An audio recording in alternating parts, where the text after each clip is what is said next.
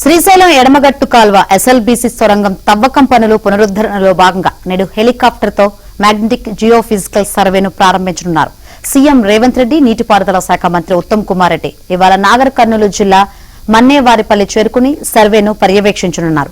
Survey జరిపే హెలికాప్టర్ను సమాంతరంగా మరో హెలికాప్టర్లో సీఎం, మంత్రి ప్రయాణిస్తూ పరిశీలిస్తారు.